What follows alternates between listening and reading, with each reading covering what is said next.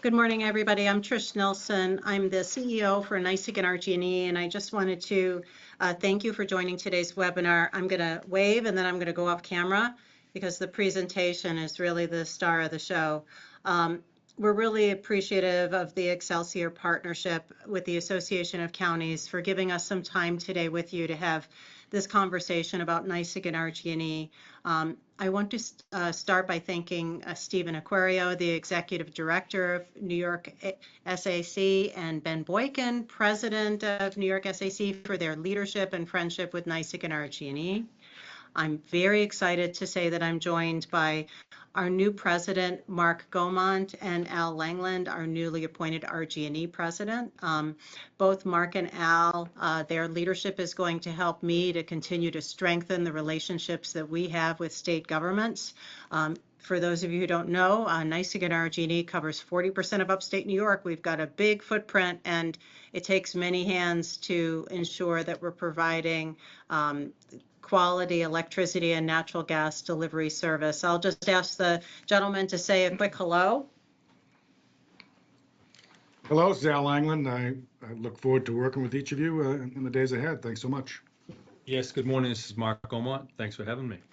All right, so Mark is NYSEG, Al's RG&E, and you can probably memorize their voices because you'll be talking to them very soon. Also giving me assistance with the presentation today is Chris Malone, who is our Senior Director of Integrated System Planning, and Tim Ellis, who's our Vice President of State Government Relations. So we'll dive into it and let's get started.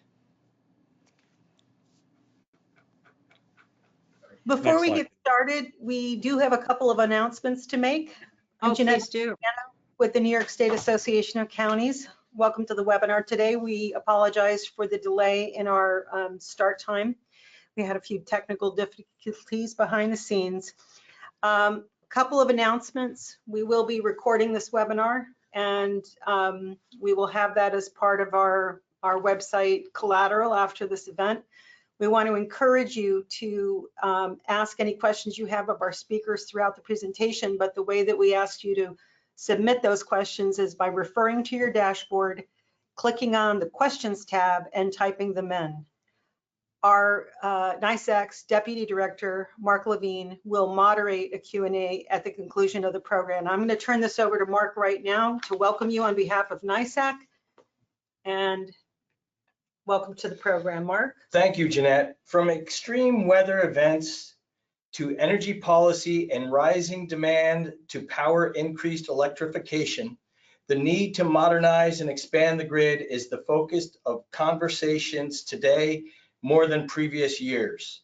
This webinar features leaders from NYSEG and RG&E to share plans to upgrade their utilities infrastructure and what it means for the company's 1.3 million electric customers and 600,000 natural gas customers across 44 counties of upstate New York.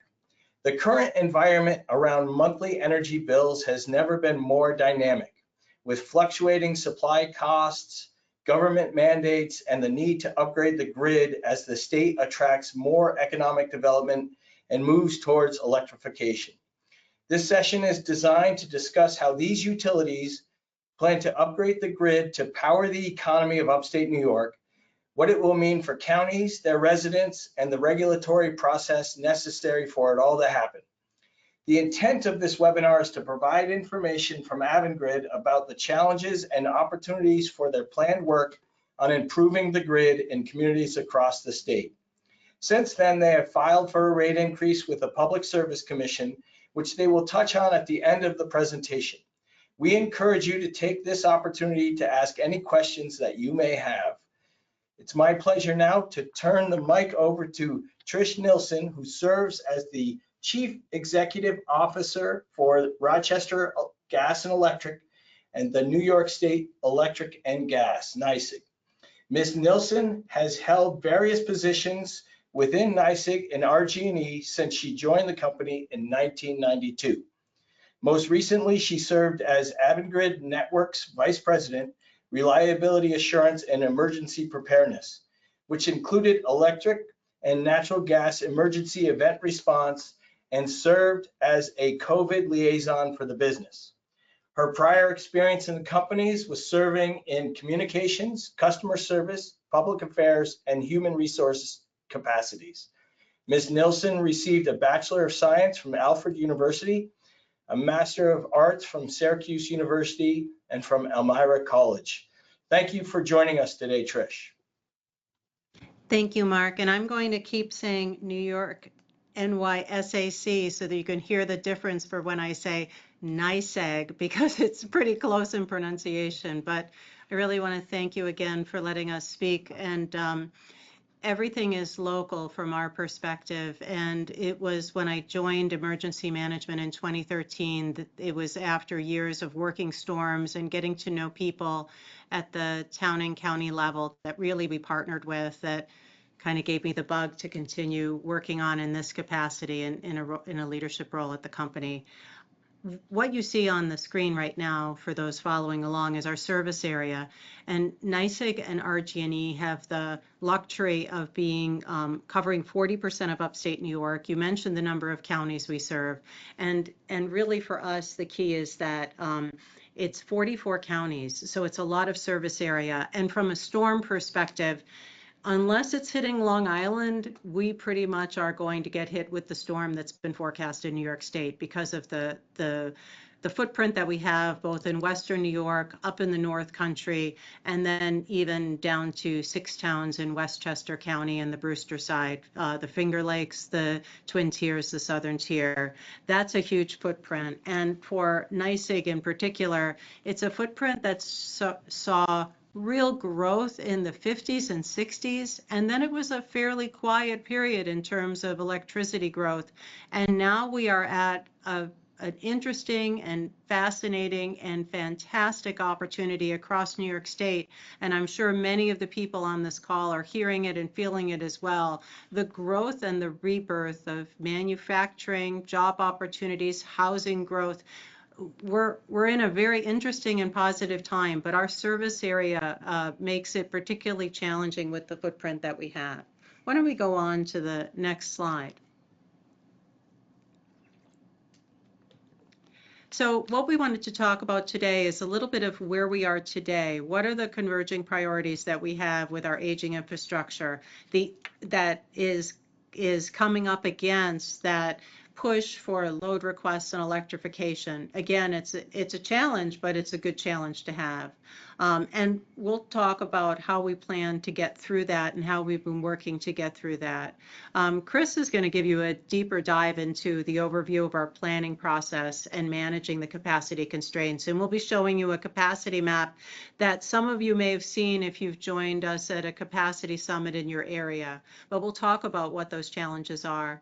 We'll go into our proposed solutions and what we've been doing thus far and what we plan for the future to implement those solutions, and really want to have a conversation with you to talk about how we can collaborate together. Let's go on to the next slide. So talk about the convergence of priorities. Here's that capacity map. I think it goes without saying that red is a challenge, and you see a lot of red on this map. We have environmental goals that are going on with the CLCPA. You'll hear us referring to that project as Powering New York for us, but the CLCPA load growth is resulting in increasing electrification. But at the same time, we have increased load growth that's happening across our service areas, whether it's housing, manufacturing, interest in data centers, manufacturers interested in growing, or even just the homes themselves that are already there that are pushing for electrification. That load growth is happening. And then you couple that with, again, infrastructure that saw its great growth in the 40s, 50s, and 60s. That infrastructure is reaching its age. And you'll see by 2050, we're expected to shift from a summer peaking to a winter peaking company on the electric side. That is a monumental shift for us and a monumental shift for our customers. Go on to the next slide. And there's some examples of the aging infrastructure that's out there. you can see the impacts of that equipment, 411,000 customers in NYSEG and RG&E in 2024. 1,300 breakers in poor, very poor condition, 20,000 poles requiring replacement. This is actively hurting our customers' reliability. It's not to say that we're not working on it. It's just that there's so much of it that is aging out. So I'll give you an example. In the most recent storms, for those who are familiar with the storms that happened over the July 4th weekend that affected upwards of 70,000 NYSEG customers, particularly in our Binghamton division, that I think we have somewhat of a report of a tornado that had touched down, major hailstorms, winds that were in the 60, 70 plus mile an hour range. We had a transmission line that was damaged there. That was a wood pole structured transmission line, while the new poles we installed are steel. So we are on a day-to-day basis making improvements wherever we can. We took advantage of that terrible situation with the storm to say, how can we build it better? We're also doing that from a maintenance and replacement standpoint. But the key here is that there's so much equipment, so much time, and not enough resources to do it all at once. So that's the situation that we're in today. In terms of investment, I'm going to pass this over. I'm going to talk a bit more about this, but pass it over to Chris to talk more about this as well. But before I do, I just want to say that in 2024 alone, we invested more than $1 billion in capital improvements. So I just want to be clear that we've made a lot of investments, and we've made a lot of those investments thanks to the agreements that we had in our latest rate case. So that started creating the platform for us to really hit hard the areas of our system that we needed to invest in, but the work isn't done. I'm going to hand it over to Chris Malone to talk more about our system capacity needs and what our new approach is to dealing with this unforeseen and unprecedented demand. So Chris, over to you. Thank you, Trish. Appreciate that. So here on this slide, I'd like to talk about what we've seen in terms of load growth, as well as the associated system constraints associated with that load growth. Over the course of the past several decades, as Trish alluded to on the prior slide, the grid has remained fairly stable in terms of electrical load being served.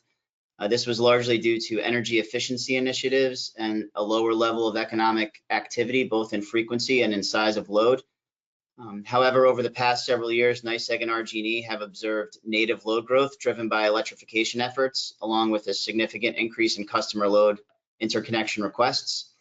These existing trends, combined with near GISO load projections through 2050, clearly indicate substantial investment will be needed to address both near-term and long-term capacity challenges. As noted here on the slide, 46% of NYSEG and 45% of RG&E substation transformers are currently constrained and will require system upgrades in the near future to support additional load at those facilities. It's also important to note that the majority of these constraints are due to sub-transmission and sub-transmission facility limitations, and upgrades at these voltage levels are typically more costly than distribution-only upgrades. What we had seen in the past decade, I'd say, are distribution upgrades. However, these capacity needs have percolated up to the transmission system, and that's really what we're struggling with currently. Next slide, please.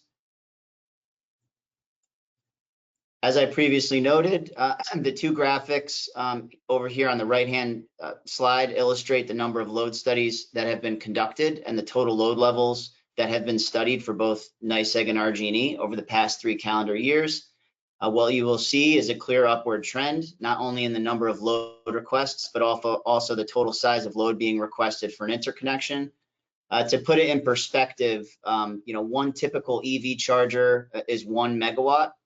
Or 1 MVA, and many of our substations are in the range of 3 to 5 MVA. So in cases where you have a 3 MVA substation that's at 85% of its current nameplate capacity, a single EV charger can push that station over its limitations. So that's currently what we're being faced with, what we're facing in the state of New York. To put this in perspective, the amount of load that we're seeing both at NYSEG and RG&E between 2022 and 2024, the total amount of load requested represents 14.1% at NYSEG and 7.8% of new load relative to the 2022 native load levels. The system as it stands today is certainly not capable of absorbing this step change in load without capacity upgrades across our service territories. Next slide, please. In response to these near-term emergent and long-term capacity challenges, the companies have developed a three-pronged strategy to guide investment through the next rate term. First, for the immediate or near-term capacity needs, we will continue investing in the distribution load relief program. That was a program that was established in 2022 to mitigate existing capacity needs. This program focuses on developing cost-effective solutions for facilities that are at or above their nameplate rated capacity. The goal here is to secure grid operability at the lowest cost possible, allowing us to address as many locations as possible within the approved funding levels that we currently have. Second, for emergent capacity needs, those triggered by customer interconnection requests, we've established a new program called the Customer Cost Allocation Program, or CCAP. This program enables the companies to fund our portion of upgrades needed to support future customer load interconnections. It's quite similar to our existing service connection programs out on the distribution system, but it's scaled for larger investments, often involving transmission or substation upgrades, as I noted previously on the last slide. And third, for future system needs, both NYSEG and RG&E have conducted in-depth comprehensive area studies. These studies considered both current system needs and anticipated future capacity requirements using the latest New York ISO Gold Book load projections.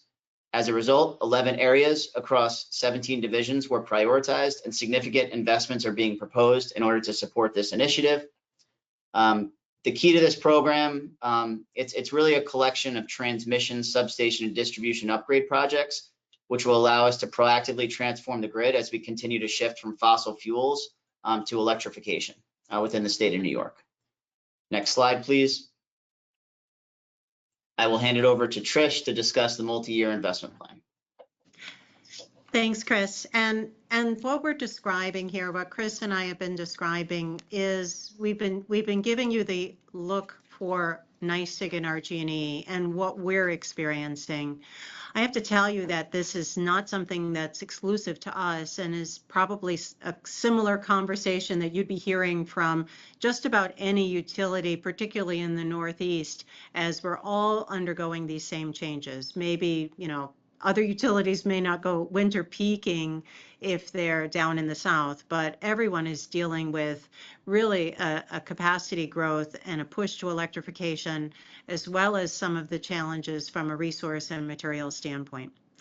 So for those of you who are following along closely with the rate case, we filed a rate plan just recently, and I wanted to just go into a little bit of background on the regulations and how it works, but we're actually required to file in New York a single year rate plan, but we have a multi-year investment plan that we're proposing. And we're combining these into really three buckets. Correcting legacy issues or the things of the past, state policies that we need to make sure that we are implementing, which is our obligation to the state. It's, again, I want to be neutral on these things. There are things that need to move forward. We just have to accommodate them in our rate plans. And then 57% of the multi-year investment plan that we're proposing will focus on these base activity needs that we really want to see have happen for the benefit of our ratepayers that are specific to our infrastructure and the growth and the maintenance that we need to do. So this won't match up with the initial rate plan that we file, because we have to file a single year rate plan. But in time, we're hoping to have a settlement process where we can have a multi-year investment plan. Can we go on to the next slide, please?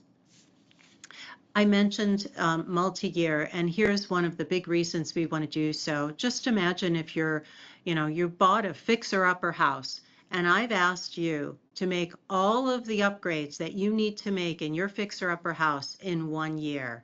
Well, that's essentially what we've been asked to do with the rate filing, just because of the way it works in New York. So we really want a multi-year filing because we want to take that house where we have to do a lot of maintenance and be able to spread those costs over time. But we also need to be able to get the materials that we need in order to make those upgrades. And supply chain challenges, we all heard about them during the pandemic. Think back, remember what it was like to buy basic things for your house. Well, that's what happened in the electric industry. And I'm sure many of the community leaders on the call can think about your local municipality and things that have a much longer time frame than they used to. We have multi-year lead times for a lot of our essential equipment. We created during the pandemic a supply chain process. Because we're part of Avangrid, because we're part of Iberdrola, we actually got a space in line in South America for these transformers so that we have a great stockpile and lead on our basic transformers, our basic poles, our basic wire. But anything that we need to build that's custom built, so a transformer that has to go into a larger substation, significant pieces of equipment, those are multi-year timeframes. We are at a minimum of 3 to 5 years out for a lot of our key equipment, and that's what you're really seeing on this slide. And that is a global industry change that we're all dealing with across the electric industry. At Avangrid, at NYSEG RG&E, we have the benefit of being part of really a number 2 utility in the world, so we get good places in line, but it still is years out, and that bottleneck requires us to plan way ahead. Let's go on to the next slide. At this point, I'll hand it over to Chris, and Chris will get into how we plan to transition into the 21st century. Thank you, Trish. Just to level set folks for this slide here, the way we structured the rate case was we nested investments into 3 macro level categories, which are all represented in the graphs you see here. And the total investment for these 3 categories are $16 billion over the course of the next 5 years. On the left-hand side, you'll see about $10 billion in investment. This is both for NYSEG and RG&E, which we consider our base or operational category. These are investments needed to maintain grid operability, improve system reliability, and accelerate the replacement of assets that have reached the end of their useful life. This category also includes near-term capacity investments, as we previously discussed on the capacity slide. On the top right is our transformational or grid of the future category. This reflects approximately $4 billion in investments associated with our comprehensive area studies program. These investments are designed to prepare our customers and our system for the future as we anticipate these capacity challenges and increases in demand. And finally, the bottom right, we show approximately $1.6 billion in investment to advance CLCPA Phase 1 transmission and substation projects. I would like to note that these projects are currently underway and they are in support of New York State's CLCPA law. Next slide, please. So on the following slides, I'll highlight a few key investments by category to help illustrate the types of projects we're proposing for the upcoming rate period. I'm not going to go through, in respect of time, I'm not going to go through each of these categories. My understanding is that this slide deck will be shared. Can certainly respond to any questions after the meeting if folks have questions. But what I'll do is I'll touch on some of the key contributors within each of the investment categories. I've already touched on the distribution load relief program, the CCAP program, and the comprehensive area studies program. So here I'll focus on 2 additional programs under the reliability category. That is the transmission reinforcement program and the circuit breaker replacement program. My apologies. The transmission reinforcement program addresses transmission only needs identified through periodic local area studies conducted by our transmission planning group. While some system needs overlap with distribution and are addressed under the Comprehensive Area Studies program, there are many areas in our system where distribution capacity is sufficient, but transmission constraints remain. This program targets those areas, addressing risks such as loss of load, outage risks, voltage issues, and thermal and/or capacity limitations on our transmission system. For the circuit breaker replacement program, we're proposing $323 million of investment at both NYSEG and RG&E. This initiative allows for us to proactively replace breakers that are beyond their useful operating life that, if failed, would result in customer outages. I would like to note that in 2024 alone, we had 22 circuit breaker failures, which underscores the importance of this investment. Next slide, please. So for the asset condition category, I'd like to highlight both the transmission and distribution line deficiency programs. These are key contributors within this category. These two programs specifically rely on annual inspection data to identify facilities in need of replacement. Equipment failures that lead to customer outages are a major concern from the company's perspective, and these programs allow us to proactively replace that aging infrastructure before outages occur. As Trish noted on one of the first slides there discussing the asset condition that we have throughout our companies, we currently have over 20,000 outstanding transmission line deficiencies, and the TLD program, the Transmission Line Deficiency Program, is designed to address those system needs. Next slide, please. For system resiliency, I'd like to highlight the distribution automation and resiliency programs on the top of the slide here. Each year, NYSEG and RG&E planning teams prioritize circuit selection based on historical outage performance. And with the help of newly developed geospatial outage tools, we're able to identify and implement cost-effective solutions to mitigate the most problematic areas within each of the zones of protection within our system. These solutions include upgrades such as tree wire installation, automatic recloser device installation, and circuit topology enhancements to increase neighboring circuit tie capabilities. These programs have been proven effective over the past several years in improving system resiliency, and we're looking to invest more significantly within these programs in the coming years. Next slide, please. Final slide I'd like to discuss in terms of specific electric capital investments is the CLCPA Phase 1 projects. This final slide highlights investments needed to advance the CLCPA Phase 1 projects, which are currently in execution, as I noted. The primary goal of these projects is to unlock headroom on the transmission system, enabling clean energy resources to connect to the grid without constraints under normal operations. In total, these projects are expected to unlock a little over 2,200 megawatts of capacity for these clean energy resources. It's also worth noting that these projects provide multiple benefits. They not only support clean energy integration, but they also address thermal and asset condition needs within these facility locations. With that, I'll pass it over to Tim Ellis. Thanks, Chris. So now after Chris has gone through the investments we were proposing to make and what we think the system needs to really bring upstate New York into the 21st century as far as our energy grid goes, I'm just going to touch on the process we go through in order to secure the resources to make these investments. I will say before I dive into the primary process that we have at utilities have at our disposal is there have been some developments recently working with the administration and the Public Service Commission. The proactive planning proceeding was an encouraging sign to see as an avenue to off this cycle of rate cases that all utilities have to go through, be able to put in for investments. And then also some new state grants like the Power Up program, which we believe was modeled very closely after our experience in Monroe County with an issue with capacity in Henrietta. Unfortunately, though, the problem is we have 300 Henriettas across our service territory. So ultimately, the rate case process is our primary vehicle to secure those resources to be able to make these upgrades. So just a little bit about that process. We pursuant to Public Service Law 66, we file a one-year rate proposal.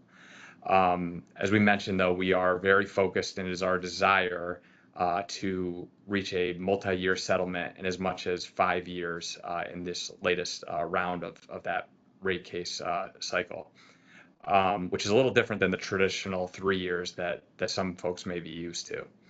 It is a filing of a tariff filing application that starts a robust 11-month process. So nothing happens upon filing as we did last week. It is a long, at least 11-month process. Our last case took about 16 months. There's an administrative law judge that is assigned to oversee the proceeding, and multidisciplinary, upwards of 50 trial staff that will be assigned by DPS. And we already are going through an extensive discovery process with DPS staff and other parties, including stakeholders, including customer advocates, business, environmental groups, and labor. And quite frankly, anybody is welcome to join as a party to our rate cases. At the end of the day, the parties must balance impacts of customer bills and the cost to serve load growth and provide safe and reliable service, and that is the goal of the entire process and the mission of the Department of Public Service staff to where we go with these rate case proceedings. Next slide, please.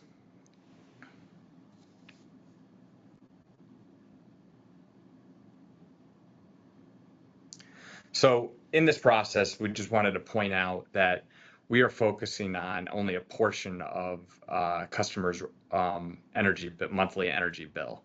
As you can see, there's a number of charges, supply at times making up the largest portion, government charges that are required on customers' bills, and authorized recovery mechanisms as well. And if you look at NYSEG RG&E, between 31 and 33% from this moment in time is the portion of the delivery portion of the bill that is used to fund our operations and investments, maintenance and service, everything from the trucks on the road, the line crews, and all the investments Chris just spoke about. So that is the focus of the rate case process negotiations. Next slide, please. So as I said, it starts off with a one-year filing. We, as NYSEG and RG&E, actually, technically 4 companies need to file a case for each company. Those are broken down here by gas and electric per company, but it reaches about $850 million between all 4 companies. And then to the left, we have it broken down by 3 categories that I'll go through some high-level pieces of those categories that make up that one-year filing number. Next slide, please. So the first category that makes up about 25% of the $850 million is state policy. CLCPA Phase 1, predominantly at NYSEG, and electrification make that up. There's costs associated that were not anticipated with Make Ready for Broadband Expansion. Essentially, when pole attachers approach us with equipment needed to do that, our poles may not be capable of taking that equipment on because of the age. So it requires poles to be upgraded. There was recent legislation signed by the governor and passed in 2024 that would require changes to how we run our call center operations. NYSEG and RG&E have about 200 in-state NYSEG RG&E employees that man our call center, but we also do utilize out-of-state vendors and have for the past 2+ decades. We really do that for cost, but it would be a requirement under this law to an additional 500+ employees that we would have to add if we are not granted approval to continue our operations as is by the Public Service Commission. There was also the Roadway Excavation Act, which put prevailing wage requirements on our gas operations side of the business. That did have an increased cost on our gas capital and operations. We have our customer support programs that are funded through the delivery charges.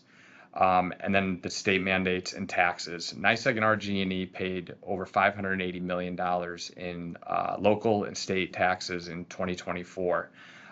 So that increase in those represents a portion of this one-year filing. Then we also had correcting legacy issues, which makes up about 40% or 380 million roughly. Increased storm recovery cost. Some of you may be aware of the new recovery charge that is on customers' bills as of February, and that was something that we worked with the state legislature to allow us to submit a petition filing to sell that legacy storm debt that had accumulated over a number of years in the tune of about 800 million to bondholders at a much lower interest rate that results in about $110 million savings to customers over the lifetime of the bonds. We want to make sure we don't have to do securitization again. And so we are requesting to increase our storm recovery allotment significantly to about 200 million, where we're in the neighborhood of about 50 million now. And then there's timely reclamation of danger tree expenses and reclamation of some of the vegetation management. So continuing the work of our 2023 rate agreement. Jumping into the final category, which makes up about 35%, is our vegetation management, and then capital spending, as Chris addressed, aging infrastructure, support reliability, and system capacity. We're also need to upgrade our customer care system and want to provide more digital enhancements to our customers. And then on the natural gas side, focusing on reliability, asset condition, and regulatory mandates for investments. Next slide, please. So when you pull those two, the multi-year or 5-year proposal and 1 year together, the kind of in summary here for you is a breakdown of what each company needs and is proposing, but then also what we hope to reach at the end of agreements to be able to upgrade the grid, both on a CapEx and OpEx side of the business. We do believe that the 5-year or multi-year proposal is the way to go to mitigate the costs to our customers and spread those out over a number of years. And then also this plan will looks to, as filed, would create about 1,100 jobs in the upstate New York. So with that, I'll turn it back over to Trish for. Thanks, Tim. And, closing this out, and I don't know, do we have another slide? I think that's the last one. I don't know. Yeah, I was going to say there's a placeholder. Thank you. And that's actually where I wanted to go, is to say thank you. One of the things that we didn't spend a lot of time talking about today is the customer service aspects of our business. And we've been making a lot of improvements in customer service, but it's also very challenging to provide customer service in our industry, because in most cases, customers don't reach out to us when everything's going fine. They reach out to us when something's going wrong. And I also want to recognize that they reach out to a lot of you when something's going wrong or when they have questions or concerns.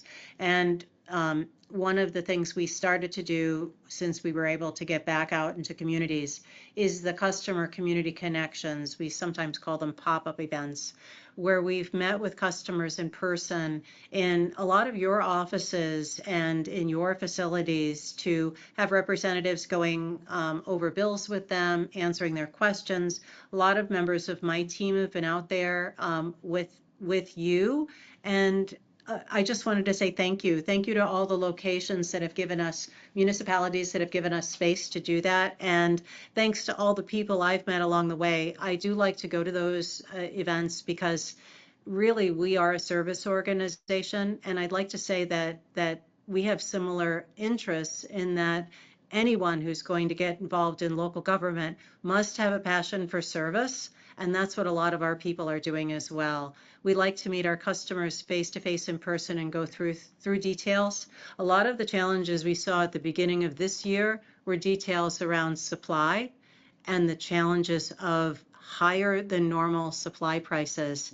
And again, we've trying to get information out to our customers with bill explainers to show that for us, supply is just a pass-through. What we've talked about with this improvement that we're trying to do here is we're trying to really talk about the infrastructure improvement that's a part of our delivery rates. Supply rates are something that's completely separate, that we simply pass on those costs that we need to get to obtain supply on behalf of our customers. But again, I just want to thank you for the opening up your offices and your locations to us to help us talk to our customers.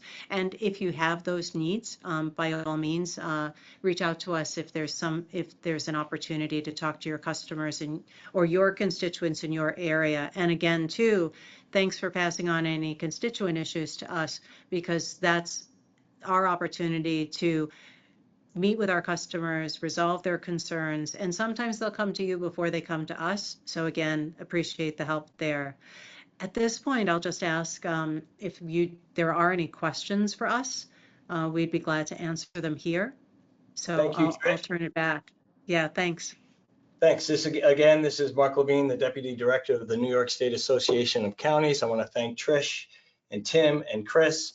We have several questions, and I want to remind the folks who are participants on this webinar that if you have a question, please submit it now on your question dashboard.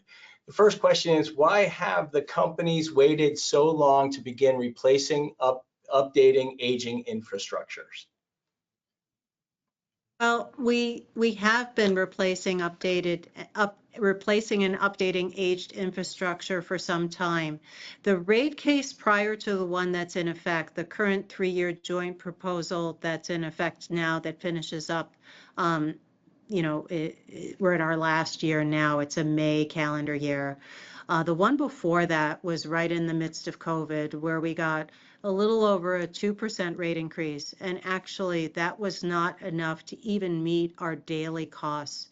So what that required us to do is actually spend money beyond our budget and spend really parent company money and parent company investment in our infrastructure. So we actually were in a position where we weren't able to get adequate funding to really manage our aging infrastructure. Another example of that is trees are the largest cause of our outages, particularly at NYSEG. RG&E had a cycle trim, but NYSEG's last rate case is the first time that we've been able to get a 6-year cycle trim established across our service area.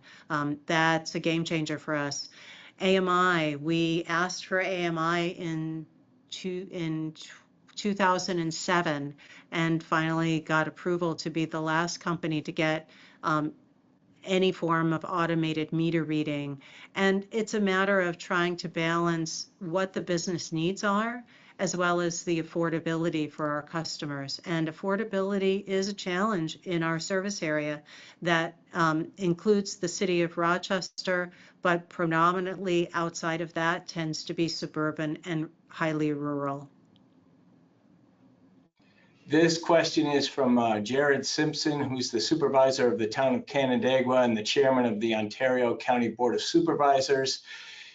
I'm very concerned about lack of infrastructure investment. I have a development of over 600 homes that was told a week before commencing that they need to kick in $10 million to get energy to their project. RG&E had the project scope for at least 6 months prior. Investors already put in a couple of $1 million. Now it's on pause at the 11th hour. We can't build homes if we can't get power. There are another 900 units planned in this area, which might not happen. This is along Route 332, one of the only growing areas in Ontario County and New York State. Meanwhile, the Canandaigua City School District was informed that they have enough power for the chargers when their bus fleet of 50+ buses is fully electrified in 10 to 15 years. Is this power being held for them? No, actually, and Chris, do you want to grab that? And then I'll add some comments. Go for it. Yeah, I could speak to that last piece and kind of talk broader about our overall strategy to mitigate capacity. We do not reserve capacity. We have a very formal process where load requests come in a serial queue fashion. And once the load requests are completed and studied, we execute on upgrades. If there's an interconnection agreement signed, we would move to address those upgrades in that same order in which they were received. So I don't want to speculate on that specific instance. I would need more details to weigh in on the specifics. Happy to have that, discussion, separate from this webinar. But more broadly speaking, across the system, as you've seen on some of these slides that we shared today, we do have capacity challenges all over the state. It's not specific to any one area. And what we do is we look across the system, and we have a very comprehensive prioritization algorithm or strategy to identify which stations or which locations to study first. Typically, we prioritize those areas that are overloaded with an all lines in or an N-0 condition. So currently, in fact, last weekend, we had an instance within the RG&E territory where we were almost exceeding capacity on a specific circuit without any outage conditions being present on the system. So we tend to focus on those locations first. And then in areas where we have constraints driven by contingencies or outages on the system, those are things that we look at secondarily. I'll pass it to Trish if she has anything else to add to that. Yeah, I did want to share that I am very aware of the challenges in Canandaigua. I've been working closely with the team, which includes Joe Sayre from our Economic Development Group, and we are concerned about the ability to serve housing and other key development.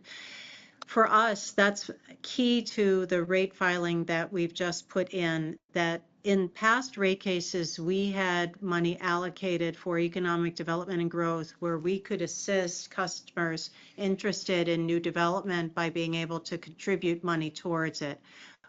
Today, the way that our current rate plan is set up, we do not have any funding to take money from existing ratepayers and use that for new development. So our hands are a bit tied here.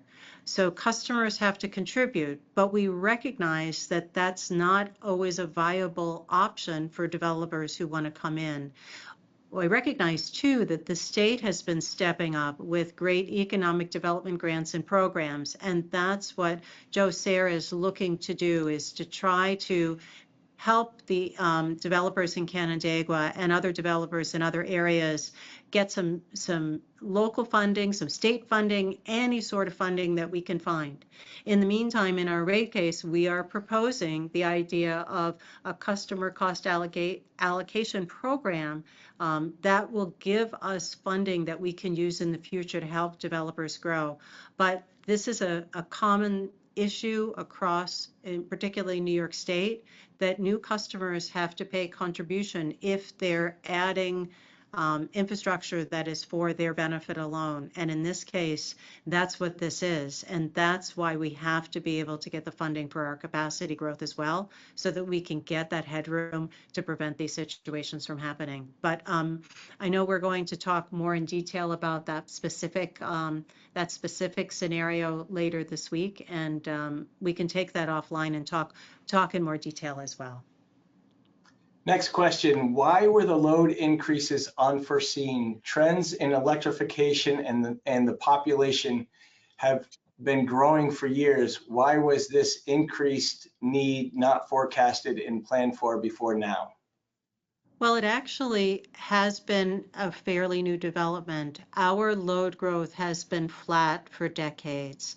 So really the change that we've seen with electrification, while it was having some impacts, it really surpassed anybody's expectation. So some of the resources that we've been using is really the New York ISO Gold Book, which indicates that by 2050, we will essentially be doubling our electric load demands. That is really unforeseen. So while load growth has happened, for us, for a long, long time, it's been flat, and it's really only been coming out of the pandemic and in the more recent years that we are seeing the capacity growth doubling and increasing beyond any expected trend. In addition to what Trish mentioned, the New York ISO load level projections are zonal in nature, and they're not specific on a circuit by circuit basis. So, in many cases, we might have a circuit that is sufficiently, has sufficient capacity, and without knowing specifically which customer is going to interconnect, the size of that interconnection, and the timing of that interconnection, it would be imprudent for us to make a proactive investment in an area that we don't have certainty that load will be materializing in that specific location. So we have to be very smart in where we deploy our resources based on the limited funding that we have associated with these capacity enhancement programs. Very much so. It's very much a situation of we can't follow the field of dreams analogy of if you build it, they will come. We have to wait till they're here and then we can build it. The next two questions are aligned with the fixer-upper metaphor used previously in the presentation. Why are all the costs to replace, update the RG&E house being used to place a financial burden on the customers?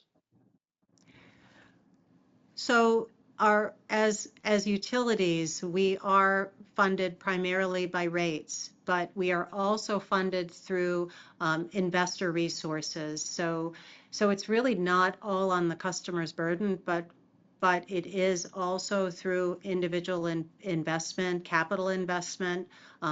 It's really a shared structure, but the company has to be able to be in good financial shape to be able to get the investors at the right rates.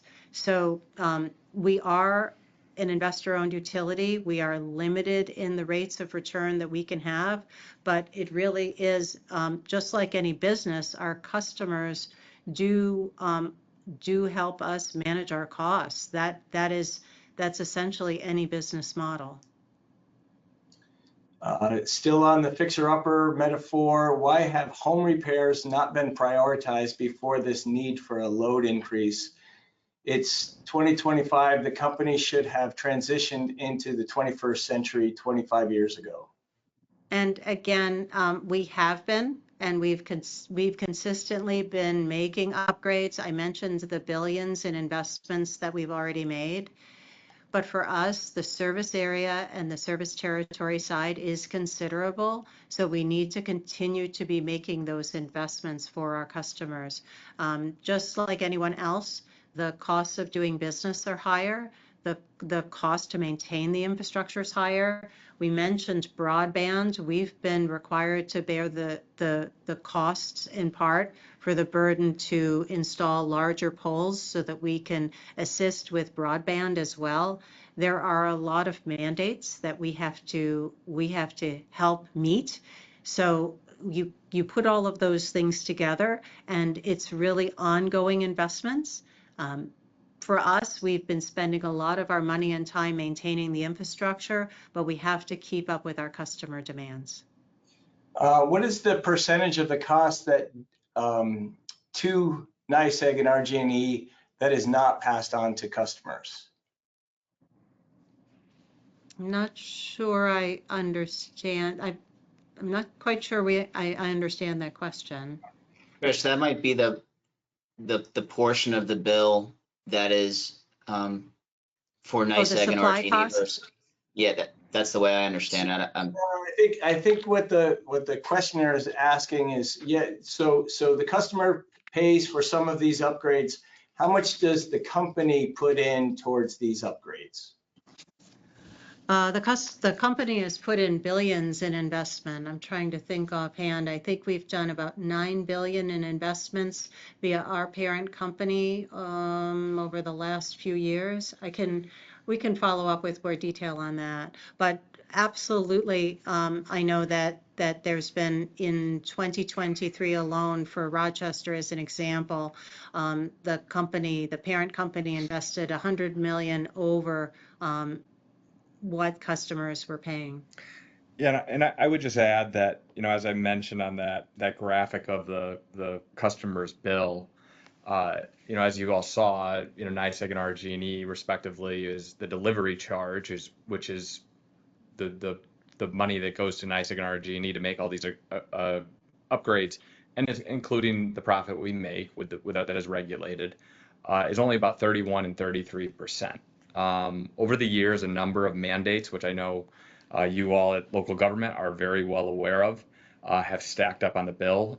Mandates have found their way into our delivery charge.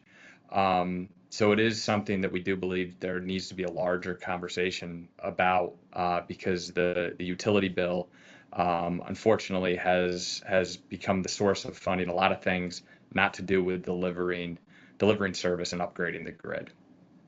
I know we're at 11, but there are some more questions. So if people want to stay on the line, I'll continue to ask these. How do executive salaries fit into the balance between customer rates and the cost of needed repairs to the system? Are shareholders taking a hit for these repairs or only the customers? Our parent company has been making more investments in us than they've seen shareholder benefits. And that one example I gave, they're making double, they're investing more than double anything that they're getting back from us, just as a general guideline. And regarding executive pay, I will tell you that the most recent benchmarking showed me is the lowest executive pay in all of the investor-owned utilities across New York. But there is the Public Service Commission, as a good stakeholder and evaluator, is conducting a compensation audit. Our compensation tends to be in line or lower than the industry standard. The next two questions are asking for clarification on some wording. One is the correct legacy. Please explain what is meant by quote unquote correct legacy issues. And the next one is base activity needs.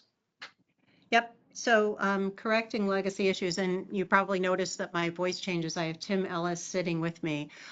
Some legacy issues include arrears management. So the company has to manage arrears across our customer base, and includes any supplier other than NYSEG or RG&E.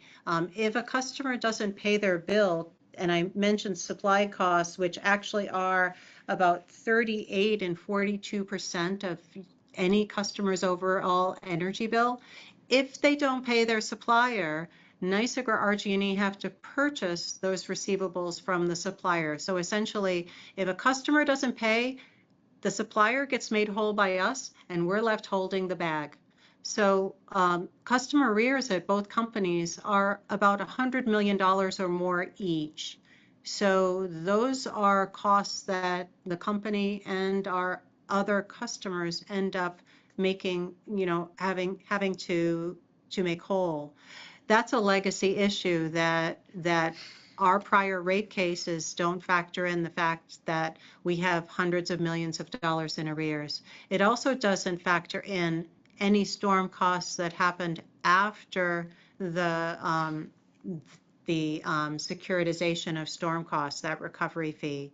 So the companies have had, again, 170 million in storm costs, I think, in some recent events that we've had. We're still required to pay our contractors, our vendors, and our employees within 30 days after a storm. But it takes us years and years to get that cost made whole as a company. We have to pay our bills long before we get compensated for those. Those are two legacy charges that I can think of. Yeah, and more broadly, Mark, the correcting legacy issues, really what it comes down to is the cost to provide service has historically exceeded the resources we have been allowed to recover, which is, customer arrears, some of the aging infrastructure Chris and Trish went through, and the storm costs that we've been experiencing most recently. And then core business requirements are really our system operational needs, our CapEx and our OpEx. When we go through this process, the commission literally scrutinizes every piece of spending we do, from transformers to, hiring employees. So that's our core business needs. Core business is trimming the trees, ensuring we have a customer care system that can accurately get meter reads and issue bills, and give our representatives the right information for when our customers contact us. And just to kind of expand on that from the electrical side of things, right? What I would consider a base or operational need are things where we have known system needs today that we need to address, from poles to breakers to near-term capacity needs. The transformational investments are what I would consider proactive investments. To the prior question, why haven't these investments already been manifesting themselves onto the grid? That's what we're trying to do with these transformational investments. We're trying to build system capacity in areas that we believe are hotspots for activity prior to that load materializing on the grid. We're doing that work paired with those operational investments to satisfy existing system needs that we've already identified. Based on time, I'm going to take 3 more questions, and then we will send the other questions that haven't been answered to you, and we will get those answers out to participants. The next one is in terms of state policy costs, which is one of the categories you touched on. Are these paid by the customer? If not, what percentage of that cost is paid by NYSEG and RG&E? Yeah, the state policy costs are borne by our customers, and that's really key. When legislation is passed, it does often require the company to either establish a system or establish a process or construct things or manage things that help implement that legislation. The Make Ready Broadband is an example. Another example is the CLCPA work that we're doing in phase 1. Those are part of customers' bills. In phase 2, that's socialized across the state. You mentioned the addition of an estimated 1,100 jobs. What area of the state do you predict seeing those 1,100 jobs? The good news is it's really across the state. NYSEG covers 40% of upstate New York. We're in 17, NYSEG and RG&E. We're in 17 operating divisions between NYSEG and RG&E. Many of those roles would be in customer service, which could be in both maybe the greater Binghamton area and in Rochester predominantly, but we have divisions that would all see job growth and job benefit. So really take that service area map that we were in, and all those possibilities are there. Is it correct to assume if nuclear energy is introduced on the supply side in any region, that new transmission infrastructure would be needed to be built out, or can upgrades to existing infrastructure support that new load? So that I can't answer that on this call. It's locational specific, right? So if they repower Indian Point, for example, my suspicion is that there would be limited transmission or substation upgrades necessary to facilitate that interconnection, since the legacy systems are already capable of handling that level of capacity injection into the grid. However, if you were to plop a nuclear facility in a location that previously didn't have the infrastructure built out, similar to CLCPA investments, I would imagine significant transmission and substation upgrades required to necessitate that interconnection. Great. And so the last question here is, so the participants on this webinar are county leaders who often get questions from their residents. And this question has to do with bill plans. What other bill plans do you offer other than taking the old bill, putting it on the back end, and charging the customer $10 a month plus the current bill? What happens when the current bill is so high they begin to fall behind again? The company does provide a standard and a minimum payment agreement. So a standard agreement would be based on an amount that the customer and the company agreed based on what they owed. And then if they were unable to maintain that, they could manage to be on a minimum payment agreement, which is current charges plus $10 a month for any arrears amount that they have until they pay the full arrears amount. They also would be enrolled in our energy assistance program, which does provide bill reductions. We certainly would encourage and be getting any customer who has difficulty paying their bill on our balanced billing so that they don't have the seasonal highs and lows. But we do have an energy assistance program, that can lower energy costs and energy bills. And then we also have customer advocates that would be working with those customers to match them up with any other agencies or assistance that we could provide them, whether it's from us or from state or federal or local resources to help them to lower their energy bills. Great. I want to take this time to thank the participants for joining us on this webinar today. And I want to thank the team from Avangrid for providing their time and expertise and for answering all the questions that were posed that were posed by participants today. This webinar has been recorded, and that recording and a copy of the presentation will be made available on the NYSEG website at nysac.org/webinars. Thank you all. Thank you.